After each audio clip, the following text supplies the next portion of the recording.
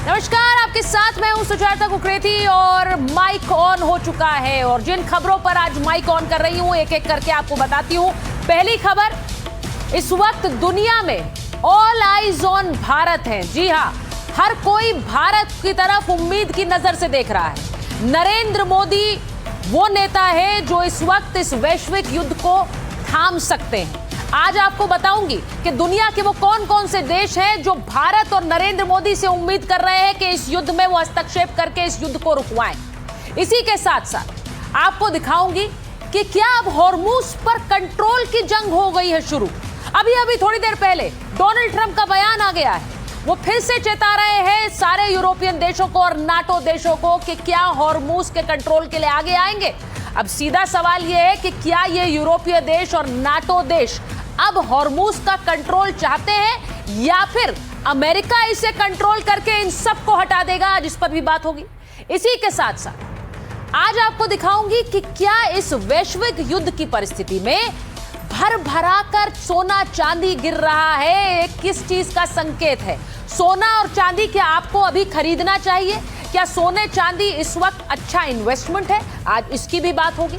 इसी के साथ आपको यह भी दिखाऊंगी कि भारत के धुरंधर कैसे पाकिस्तान में वायरल हो रहे हैं। पाकिस्तान के पास अपने हीरो नहीं है, लेकिन भारत के धुरंधर को देखने के लिए कैसे पाकिस्तान में एक लड़ाई मच गई है। आज वो तस्वीरें आपको दिखाऊंगी। लेकिन सबसे पहले आपको यह बताना चाहती हूं कि इस युद्ध को रोकने की हर कोई कोशिश कर रहा है।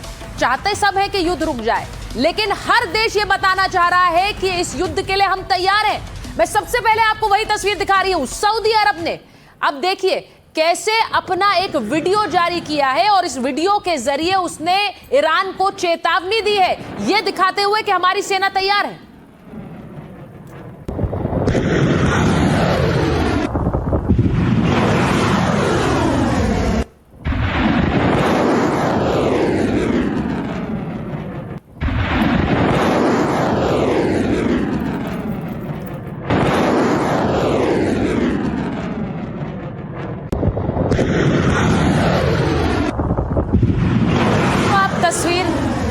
ये जो आप तस्वीर देख रहे हैं ये सऊदी अरब ने जारी की है और सऊदी अरब लोगों को बताना चाह रहा है कि हम भी तैयार हैं। अब जो खाड़ी देश अभी तक इस जंग में शामिल नहीं हुए हैं वो क्या संकेत देना चाह रहे हैं। सऊदी अरब ने इस वीडियो को जारी किया, जरा सोचिए। इसी के तहत एक दूसरी तस्वीर आपको दिखाती हूं। Kim Jong Un, north Korea TV ने यह वीडियो जारी किया। नॉर्थ कोरिया टीवी इस वीडियो को जारी करके ये बता रहा है और लिख रहा है कि हम वेनेजुएला नहीं है। यानी किम जोंग उन ये बताना चाह रहे हैं कि वेनेजुएला की तरह हम पर हमला करने के बारे में सोचना भी नहीं। और उन्होंने इस न्यूक्लियर मिसाइल का वीडियो जारी किया और ये बताने की कोशिश की कि हम तैयार हैं।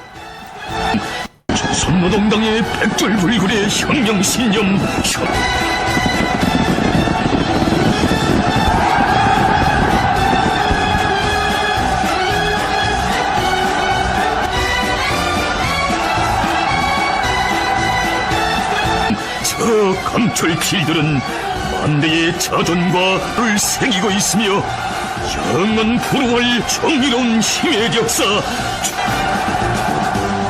तो ये नॉर्थ कोरिया का वीडियो है और देखिए किम जोंग उन भी ऐसा लग रहा है कि इस युद्ध के लिए बेताब नजर आते हैं। वो बार बार अपनी प्रदर्शनी अपने हथियारों की करते हैं, कभी मिसाइल दिखाते हैं, कभी परमाणु दिखाने की कोशिश करते हैं और कभी ये बताने की कि हमें हल्के में मत लेना। लेकिन मैं आज आपको बता रही हूं कि सब देश आखिर अपनी ताकत दिखा क्यों रहे हैं। ये पूरा खेल तेल का है, ये पूरा खेल तेल का है, जो तेल के दाम आसमान छूने वाले आने वाले समय में। अब एक बहुत ही डरावनी भविष्यवाणी आई। क्रूड ऑयल बेचने वाले देशों ने यह भविष्यवाणी की। तेल की कीमतों को लेकर सऊदी अरब ने क्या आकलन दिया है वो आपको मैं बता रही हूं, क्योंकि तेल कैसे अभी भी जलता रहेगा और आने वाले समय में यह आग बुझने वाली नहीं है। क्रूड ऑयल बेचने वाले देशों ने यह डरावनी भविष्यवाणी की। सऊदी अरब का जो आकलन है वो मैं आपको बता रही हूं। सऊदी अरब ने कहा है कि अगर युद्ध के हालात अप्रैल के अंत तक यूं ही बने रहे तो क्रूड ऑयल की कीमत $180 प्रति बैरल हो जाएगी। यानी वैश्विक बाजार के लिए यह बहुत बड़ा झटका होगा। इस वक्त $100 के ऊपर क्रूड ऑयल की कीमत जा चुकी है, लेकिन 180 तक जाना यानी कि ये पूरा डबल हो जाएगा, ऐसा अनुमान कर रहे हैं सऊदी अरब। और इसका मतलब ये है कि अगर तेल की कीमत दुगनी हो जाएगी तो सोचिए कि किस तरह की महंगाई बढ़ेगी। ये डरावनी वाली भविष्यवाणी सबसे पहले आई है सऊदी अरब की तरफ से। पूरा खेल तेल का है और इसीलिए आपको ये बता रही हूं कि जो हॉर्मूज है उसे खुलवाने के लिए डोनाल्ड ट्रंप लगातार एक्शन कर रहे हैं। मैं ब्रेकिंग भी आपको बता रही हूं। डोनाल्ड ट्रंप ने थोड़ी देर पहले एक बार फिर से नाटो देशों को चेतावनी दे दी है और उन्होंने कहा है कि अगर आप नहीं खुलवाएंगे तो आप देख लीजिए कि क्या हाल होगा। तो ये बड़ी खबर भी मैं आपको बता रही हूं कि नाटो देशों को एक बार फिर से धमकी दी है डोनाल्ड ट्रंप ने। अब हॉर्मूज खुलवाने के लिए 6 नाटो देश एक्शन में आ गए। अमेरिका के साथ संयुक्त ऑपरेशन के संकेत दे दिए हैं। UK, France, Germany, Italy, Netherland और जापान का बयान आया है। हॉर्मूज खुलवाने के लिए योजना बनाने के लिए वो तैयार है। यानी डोनाल्ड ट्रंप जो पहले कह रहे थे अगर आपको यहां से तेल निकालना है और अपने देशों के लिए भी चाहिए तो आप आइए यहां पर और सिक्योरिटी दीजिए, आप यहां पर मोर्चा संभालिए। अगर ऐसा नहीं होगा, अगर अमेरिका अकेले ये करेगा तो आपको भी उसका हिस्सा नहीं मिलेगा। तो अब नाटो देश भी सामने आ गए हैं। सारी लड़ाई हॉर्मूज के कंट्रोल की है। ऑपरेशन कब होगा इसकी घोषणा तो नहीं की है इन 6 देशों ने, लेकिन बयान जारी कर सुरक्षित समुद्री आवागमन पर जोर जरूर दिया है। हॉर्मूज पर ईरान की नाकेबंदी की कड़ी निंदा भी की है कि ईरान कैसे इसे अपना समझकर बंद कर सकता है। इन देशों का तेल की सप्लाई चेन दुरुस्त करने पर भी जोर है। तेल गैस सुविधाओं पर हमलों को रोकने का आह्वान भी किया है। अब इन देशों का यह बयान ट्रंप की चेतावनी के बाद आया। ट्रंप ने पोस्ट करके ईरान को उड़ा देने की धमकी दी थी। अगर हम ईरानी आतंकी संगठनों के हिस्से को खत्म कर देंगे, हॉर्मूज का इस्तेमाल करने वाले देशों को जिम्मेदारी सौंप दें तो क्या होगा, इससे हमारे सहयोगी हरकत में आ जाएंगे। और वही हुआ है, हरकत में आ गए हैं जो ट्रंप कह रहे थे। ट्रंप के इसी बयान के बाद 6 नाटो देशों ने हाथ बढ़ाया है। अब मैं आपको एक तस्वीर दिखा रही हूं कैसे अमेरिका का बॉक्सर इस जंग में उतर आया है। अमेरिका की बड़ी सैन्य मूवमेंट एक बार फिर से खाड़ी देशों की तरफ हुई है और ये यूएसएस बॉक्सर है, यूएसएस कॉमस्टॉक और यूएसएस पोर्टलैंड जो कि खाड़ी देशों की ओर रवाना हो गए हैं। क्षेत्र में बढ़ते तनाव के बीच अमेरिकी मौजूदगी और ज्यादा बढ़ी है। ये उनके जंगी जहाज हैं, युद्धपोत हैं जो कि अमेरिका ने अब खाड़ी देशों की तरफ उतार दिए हैं। तो ये यूएसएस बॉक्सर जो अब जंग में उतर रहा है।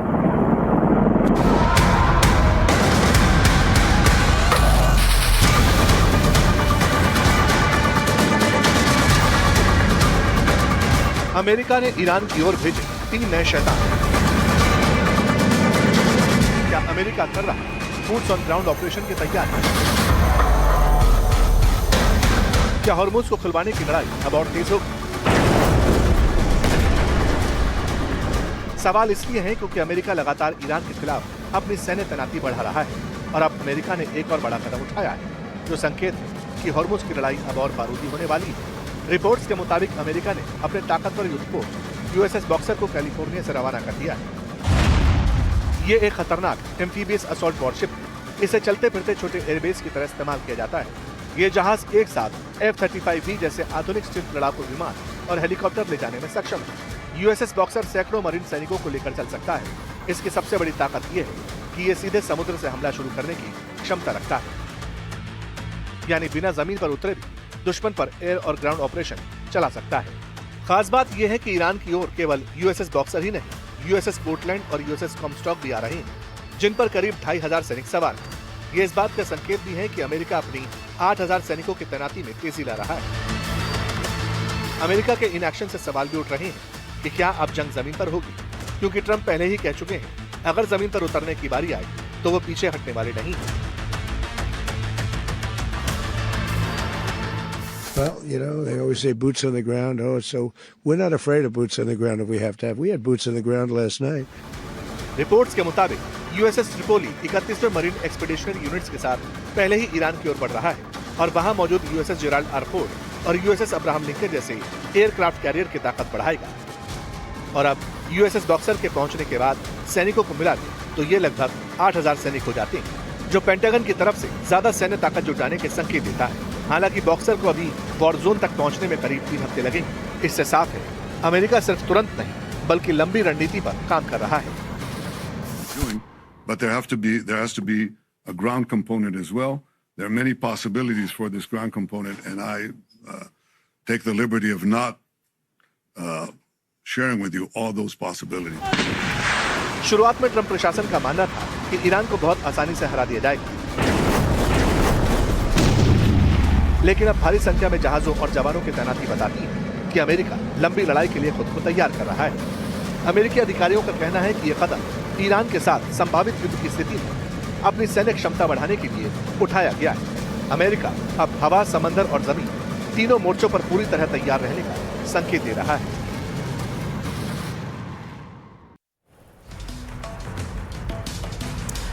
अब मैं आपको ये बताती हूं कि दुनिया में इस वक्त ये जो सारी आप बेड़े देख रहे हैं, जंगी जहाज देख रहे हैं घूमते हुए, ये क्यों है? इसलिए है क्योंकि संकट सारा तेल और पेट्रोलियम का है, गैस का है। अब कतर के एलएनजी प्लांट पर हमले से दुनिया में टेंशन बढ़ गई है। बिजली उत्पादन, भारी उद्योगों में एलएनजी का इस्तेमाल होता है। यही एलएनजी कतर से दुनिया भर में जाती है। अब जहाजों के ईंधन के तौर पर भी इसका काम किया जाता है, यानी जहाजों में जो एविएशन फ्यूल होता है।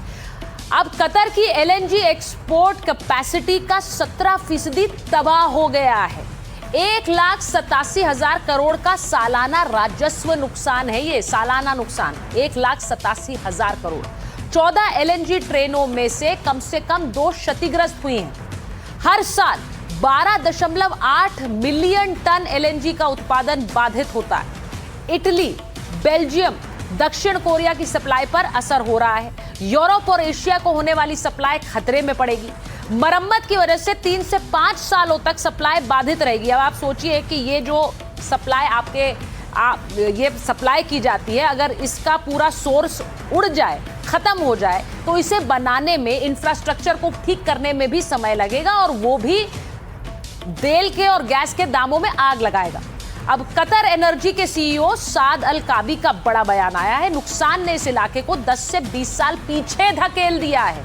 अब 10 से 20 साल पीछे जाना यानी उस नुकसान की भरपाई करना, और उस नुकसान की भरपाई अगर कतर करेगा तो वो किससे वसूलेगा? जिन देशों को वो एलएनजी बेचता है। इसे इस तरह से भी समझिए। अब इसका असर भारत पर क्या होगा?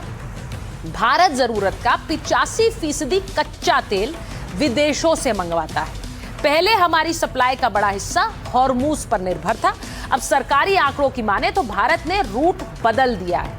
अब उन रास्तों का इस्तेमाल हो रहा है जो खतरों से बाहर है। रूस और अमेरिका से भारत ने तेल का आयात बढ़ा दिया है और भारत में रोज 85 लाख बैरल कच्चे तेल की खपत होती है। सप्लाई पूरी करने के लिए एनर्जी सुरक्षा पर पूरा जोर दिया जा रहा है। तो भारत कैसे अपने रिसोर्सेज का एक बैकअप प्लान तैयार करके बैठा है, ये भी आपको दिखा रही हूं। आगे बताऊंगी कि एक प्लान और है जिस पर पूरी दुनिया की निगाहें हैं। लेकिन इस बीच मैं आपको बताती हूं कि युद्ध का फॉल्स फ्लैग मोड क्या है। फॉल्स फ्लैग यानी कि नकली। अब मैं आपको बताती हूं कि ये क्यों कहा जा रहा है और कौन कह रहा है। आरोप किस पर लग रहे हैं? जंग के बीच ईरान का इजराइल पर एक बड़ा आरोप आया है। ईरान की सेना के प्रवक्ता ने एक बड़ा दावा किया। उन्होंने कहा कि फॉल्स फ्लैग हमले की साजिश इजराइल रच रहा है। अरामको तेल कंपनी पर, जो कि सऊदी अरब की कंपनी है, उस पर हमले की फिराक में इजराइल है। आपने सही सुना। ईरान कह रहा है कि अरामको का जो ऑयल प्लांट है उस पर इजराइल हमला करने की तैयारी कर रहा है और सऊदी अरब के तेल और गैस प्लांट पर भी इजराइल टारगेट करेगा। हमलों का आरोप वो ईरान पर डाल देगा। वो कोशिश करेगा ये बताने की कि हमले नहीं किया, है तो ईरान कर रहा है। पहले ईरान ने अमेरिका पर भी आरोप लगाया था। अमेरिका ने शाहिद का क्लोन बना दिया है, यानी कि ईरानी ड्रोन्स का क्लोन बनाया है, जिससे ये लगे कि ये हमले ईरान कर रहा है, लेकिन ईरान कर नहीं रहा है। अब वही आरोप वो इजराइल पर लगा रहा है कि तेल के कुओं पर हमले होंगे, लेकिन ये हमले इजराइल करेगा और दिखाने की कोशिश करेगा कि ईरान कर रहा है। मुस्लिम देशों के बीच कलह पैदा करने की कोशिश करेगा इजराइल। अब सुनिए ईरान सेना के प्रवक्ता इब्राहिम जुल्फिकारी ने क्या कहा। रिपोर्ट्स के मुताबिक इजराइल अरामको सुविधाओं सहित क्षेत्र में एनर्जी इंफ्रास्ट्रक्चर पर हमला कर सकता है, जो ईरान पर आरोप लगाने और क्षेत्र के देशों के बीच कलह पैदा करने के उद्देश्य से किया जाएगा। अब इसी के साथ सवाल डोनाल्ड ट्रंप पर भी उठ रहे हैं, उनके उन दावों पर खड़े हो रहे हैं जिसमें उन्होंने कहा था कि कतर में जो हमला हुआ उसमें उनका कोई हाथ नहीं है, उन्हें कोई जानकारी नहीं थी, ये सब कुछ इजराइल ने किया और उन्हें इसके बारे में कुछ पता नहीं था। अब ये भी समझिए कौन सच्चा है कौन झूठा है। साउथ पार्स पर इजरायली हमले पर सवाल उठे। हमले के बाद अमेरिकी राष्ट्रपति ट्रंप का एक पोस्ट आया। अमेरिका को हमले की कोई जानकारी थी ही नहीं। रिपोर्ट्स के मुताबिक ट्रंप का बयान सही नहीं था। रिपोर्ट्स ये कहती है कि इजराइल ने हमला डोनाल्ड ट्रंप और अमेरिकी सरकार को बताकर किया और रिपोर्ट्स में अमेरिकी सूत्रों के हवाले से भी दावा किया गया अमेरिका को इस हमले की पहले से जानकारी थी। अब क्या ये वही बात है जो ईरान कह रहा है कि हमले तो किए जाएंगे लेकिन बाद में कहा जाएगा कि ये हमले को ईरान ने किए लेकिन ईरान पर हमले कोई और कर रहा है। पूर्व अमेरिकी राजदूत डैनियल बेन का दावा है कि ट्रंप को बताए बिना यह हमला संभव ही नहीं है, यानी ऐसा हो ही नहीं सकता कि इजराइल इतना बड़ा हमला कर दे और डोनाल्ड ट्रंप को पता ना हो। ट्रंप जो भी कहें सच यह है कि उन्होंने मंजूरी दी होगी। हालांकि नेतन्याहू ट्रंप के दावे को सही ठहरा रहे हैं। उन्होंने क्या कहा ये भी सुनिए। Israel acted alone against the Slawiya gas compound. Fact number 2, President Trump asked us to hold off on future attacks, and we're holding out. अब डोनाल्ड ट्रंप को पता होगा ये बात कही जा रही है और अधिकारियों द्वारा ही कही जा रही है, रिपोर्ट्स द्वारा कही जा रही है कि ये हो नहीं सकता कि इजराइल ने जो किया उसके बारे में डोनाल्ड ट्रंप को पता ना हो।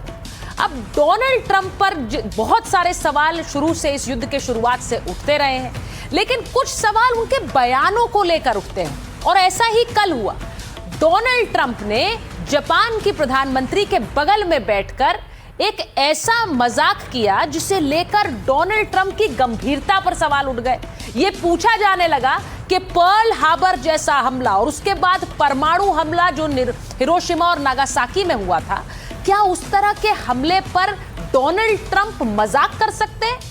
हुआ क्या ये भी आपको बताती हूं। पत्रकारों ने सवाल पूछा कि आपने जापान को हमले के बारे में क्यों नहीं बताया, तो डोनाल्ड ट्रंप ने कहा हम उन्हें सरप्राइज देना चाहते थे।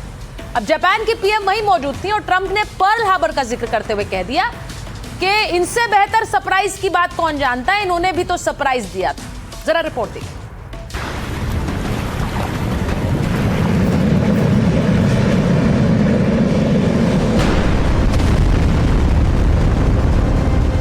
अमेरिका ईरान युद्ध में एक बार फिर पर्ल हार्बर और न्यूक्लियर बम की चर्चा याद आ गई।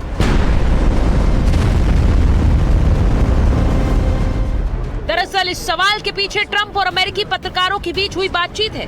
जब पत्रकार ट्रंप से सवाल कर रहे थे तब जापान की प्रधानमंत्री सनाए ताकाइची भी वहीं मौजूद थी। एक पत्रकार के सवाल पर ट्रंप ने कुछ ऐसा कह दिया जिसकी खूब आलोचना हो रही है। सोशल मीडिया पर 40 सेकंड का वीडियो खूब वायरल हो रहा है। पहले आपको सुनाते हैं अमेरिकी पत्रकार ने क्या सवाल पूछा और ट्रंप ने इसका क्या जवाब दिया।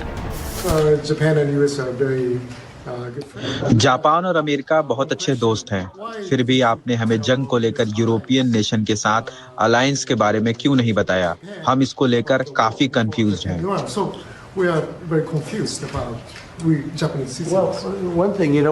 एक बात मैं कहना चाहता हूँ कि हम भी मेहनत से काम कर रहे हैं, लेकिन हम इसके बारे में किसी को नहीं बताते क्योंकि हम सरप्राइज देना चाहते थे, और सरप्राइज के बारे में जापान से बेहतर कौन जानता है। आपने मुझसे पर्ल हार्बर के बारे में क्यों नहीं बताया? मुझे लगता है कि आप इससे ज्यादा सरप्राइज के बारे में जानते हैं।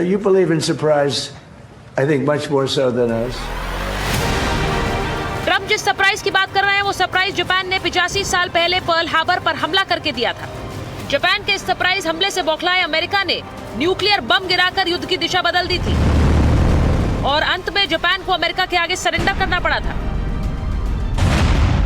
7 दिसंबर 1941 की सुबह जापानी विमानों ने अमेरिका के पर्ल हार्बर नौसैनिक अड्डे पर अचानक हमला करना शुरू कर दिया। जापानी बेड़े में 6 विमान वाहक पोत और लगभग 350 से अधिक लड़ाकू विमान शामिल थे। जापान के हमले में 2400 से ज्यादा अमेरिकी सैनिक और नागरिक मारे गए और 1100 से ज्यादा घायल हो गए। इसमें अमेरिका के 8 बड़े युद्धपोत क्षतिग्रस्त हो गए थे। इसमें यूएसएस एरिज़ोना पूरी तरह से डूब गया था। जमीन पर खड़े लगभग 188 अमेरिकी विमान नष्ट कर दिए गए। हमले के अगले दिन अमेरिका ने जापान के खिलाफ युद्ध की घोषणा कर दी। जून 1942 में अमेरिका और जापान के बीच समंदर में एक विशाल युद्ध हुआ, जिसमें जापान के 4 मुख्य विमान वाहक पोत डूब गए। युद्ध कई सालों तक चला और अंततः युद्ध खत्म करने के लिए अमेरिका ने अगस्त 1945 में जापान के 2 शहरों पर परमाणु बम गिराए। सवाल यही कि उस वक्त जापान ने सरप्राइज दिया और इस बार अमेरिका ने सरप्राइज दिया। तब युद्ध लंबा चला और सरप्राइज देने वाले जापान की बुरी तरह हार हुई। ऐसे में सवाल ये कि इस युद्ध में सरप्राइज देने वाले अमेरिका के साथ भी बड़ा उलटफेर हो सकता है क्या? ट्रंप का तो जवाब ये था कि हमने जापान को जानकारी इसलिए नहीं दी क्योंकि हम सरप्राइज रखना चाहते थे, हम किसी को बताना नहीं चाहते थे। तो ट्रंप ने जो एग्जाम्पल दिया वो एक गलत एग्जाम्पल था कि भाई जापान ने हम पे अटैक किया था, हमें नहीं बताया था। अब हमने ईरान पे अटैक किया तो हमने जापान को नहीं बताया। ये एग्जाम्पल गलत है ना। 85 साल में दुनिया बदल चुकी है और कोई भी युद्ध जीतने का दावा नहीं कर सकता। 21 दिन से जारी युद्ध में ये लगभग साबित हो ही चुका है।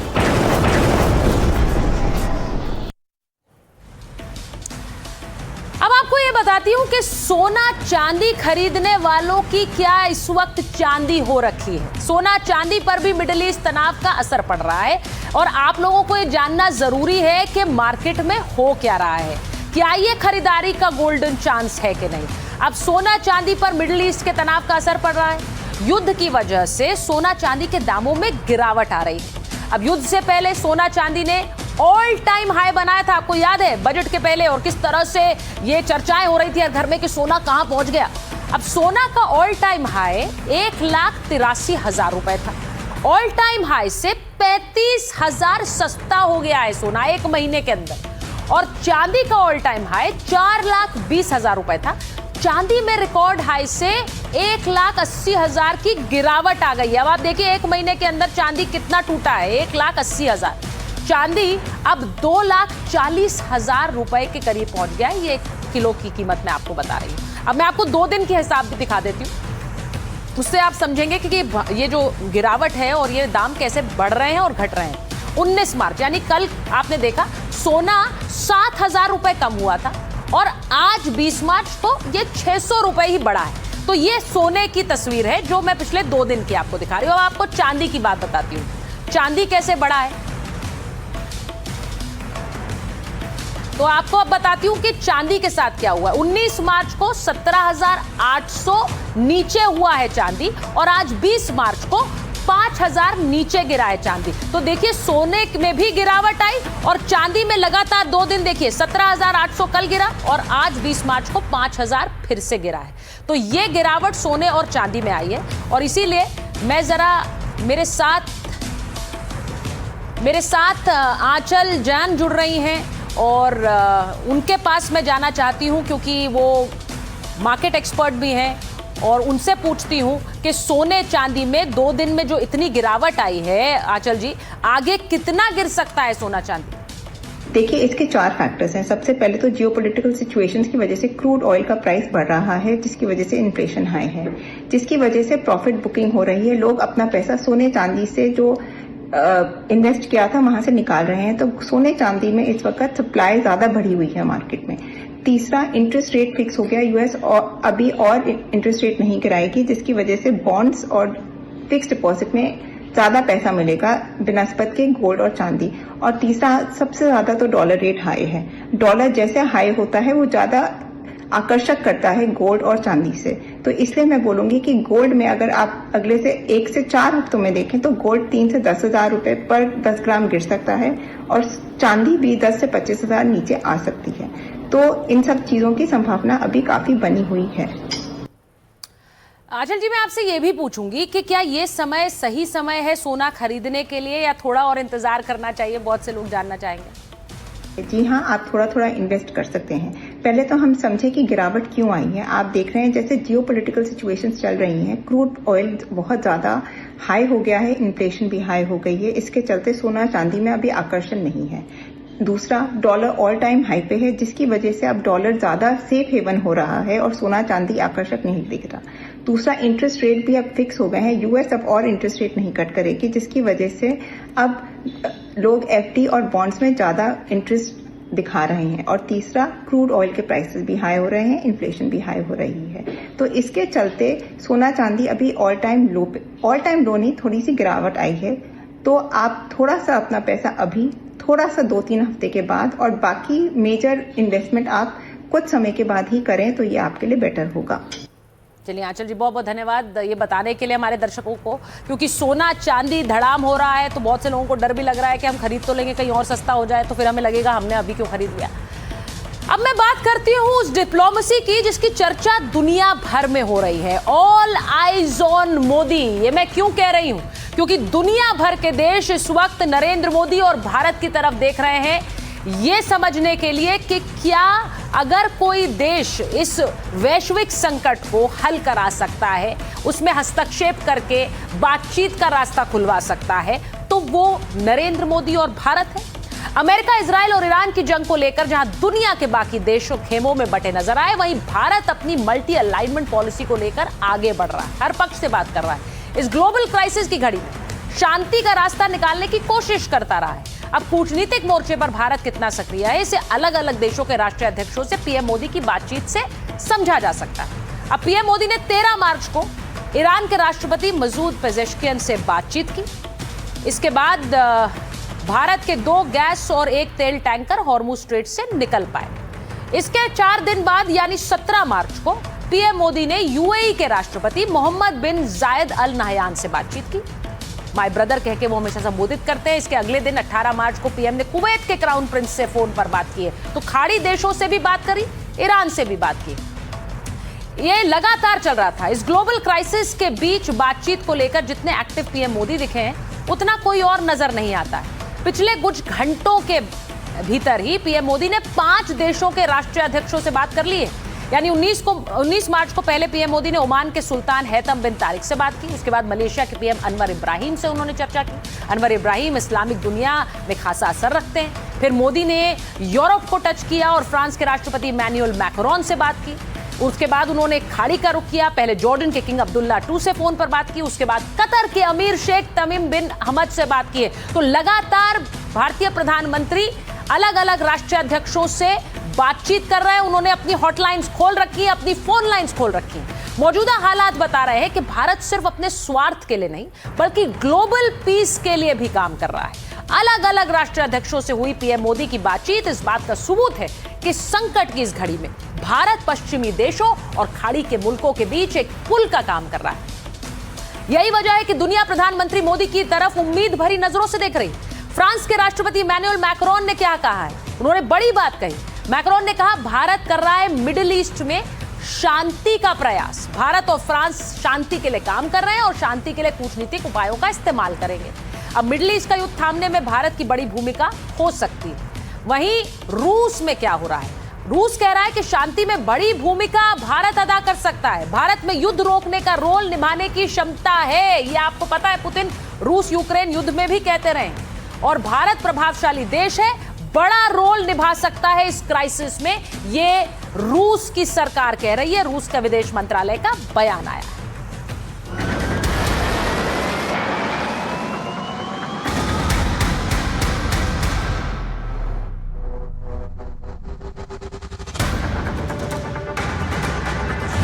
एक दूसरे के विरुद्ध मिडिल ईस्ट में तेल युद्ध, ताबड़तोड़ अटैक जारी है। दुश्मनी दुनिया पर भारी है।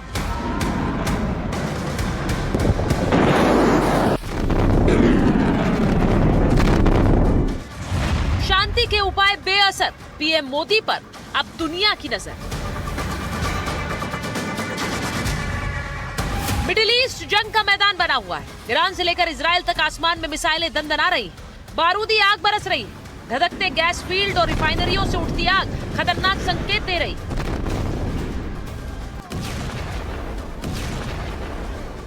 युद्ध कब रुकेगा? शांति कब आएगी? इन सवालों के जवाब किसी के पास नहीं, क्योंकि ईरान की पूरी टॉप लीडरशिप का सफाया हो चुका है। वहां बात कौन करेगा, किसी को पता ही नहीं।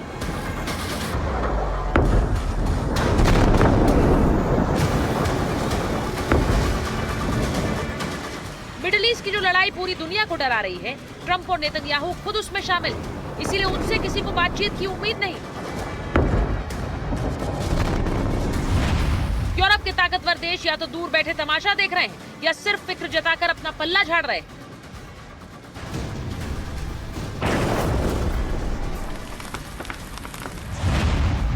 ग्लोबल क्राइसिस की इस घड़ी में पूरी दुनिया की नजर पीएम मोदी पर है, जो इस वक्त पूरी तरह एक्शन में है। गल्फ से लेकर यूरोप तक के नेताओं से लगातार फोन पर बात कर रहे हैं, शांति की राह निकालने की कोशिश कर रहे हैं। इसी सिलसिले में जॉर्डन के किंग अब्दुल्ला से हुई बातचीत के बाद प्रधानमंत्री मोदी ने एक्स पर लिखा, भारत और जॉर्डन इस बात का समर्थन करते हैं कि सामान और ऊर्जा की आवाजाही बिना किसी दिक्कत के हो। मोदी ने बिना किसी का नाम लिए साफ मैसेज दे दिया कि स्ट्रेट ऑफ हॉर्मुज से सेफ और फ्री नेविगेशन में किसी तरह की बाधा नहीं आनी चाहिए। प्रधानमंत्री ने सोशल मीडिया पर फ्रांस के राष्ट्रपति इमैनुअल मैक्रोन से हुई बातचीत का भी ब्यौरा दिया और साफ कहा कि तनाव घटाने के लिए डायलॉग और डिप्लोमेसी ही एकमात्र रास्ता है। युद्ध की आग में ईरान और कतर के गैस फील्ड जल रहे हैं। नुकसान इतना भयंकर हुआ कि कतर की गैस प्रोडक्शन पावर 17% कम हो गई है। यानी युद्ध अगर रोका नहीं गया तो आने वाले दिनों में पूरी दुनिया के लिए भारी संकट पैदा हो सकता है। इसका असर दिखने भी लगा है। मिडिल ईस्ट में युद्ध शुरू होने के बाद देखिए किस देश में कितने दाम बढ़े। पेट्रोल के दाम ऑस्ट्रेलिया में 32%, अमेरिका में 24%, सिंगापुर में 21%, स्पेन में 19%, इजिप्ट में 14%, चीन में 10%, मलेशिया में 5%, हांगकांग में 5% और कतर में 3% बढ़ गए। लेकिन भारत में सामान्य पेट्रोल के दाम में अभी तक कोई बढ़ोतरी नहीं की गई। तस्वीर साफ है कि मिडिल ईस्ट में भड़की आग ने करीब करीब सभी देशों को पेट्रोल के दाम बढ़ाने को मजबूर कर दिया। लेकिन भारत ने न नॉर्मल पेट्रोल के दाम बढ़ाए हैं और न डीजल के, जबकि ऑस्ट्रेलिया में डीजल के दाम 40% बढ़े हैं, सिंगापुर में 34%, अमेरिका में 33%, स्पेन में 31%, इजिप्ट में 17%, चीन में 11%, कतर में 8%, हांगकांग में 6%, मलेशिया में 4%, ब्राजील में 1% बढ़ गए। लेकिन भारत में आम इस्तेमाल वाले डीजल के दाम में कोई बढ़ोतरी नहीं हुई। मोदी पर दुनिया का भरोसा इसलिए भी बढ़ा है क्योंकि जंग के 3 हफ्ते बीतने के बाद भी भारत में तेल और गैस का कोई संकट नहीं। एलपीजी वॉर के चलते स्थिति अभी भी चिंताजनक बनी हुई है, किंतु हमारे डिस्ट्रीब्यूटर्स पर कोई ड्राई आउट रिपोर्टेड नहीं है और सभी स्टेट्स के पास सप्लाईज उपलब्ध है। मिडिल ईस्ट में ताबड़तोड़ बमबारी के बाद भी अगर भारत में नॉर्मल पेट्रोल और डीजल के प्राइस में कोई इजाफा नहीं हुआ तो इसके पीछे पीएम मोदी की नीतियां हैं, क्योंकि एक तरफ पीएम मोदी युद्ध को रोकने के लिए इशारा भी कर रहे हैं तो दूसरी तरफ भारत की ऊर्जा जरूरतें भी पूरा कर रहे हैं। यानी मोदी के पास एक सॉलिड प्लान है और इसीलिए उनकी बातों पर दुनिया को भरोसा है। दुनिया की उम्मीद के केंद्र में मोदी।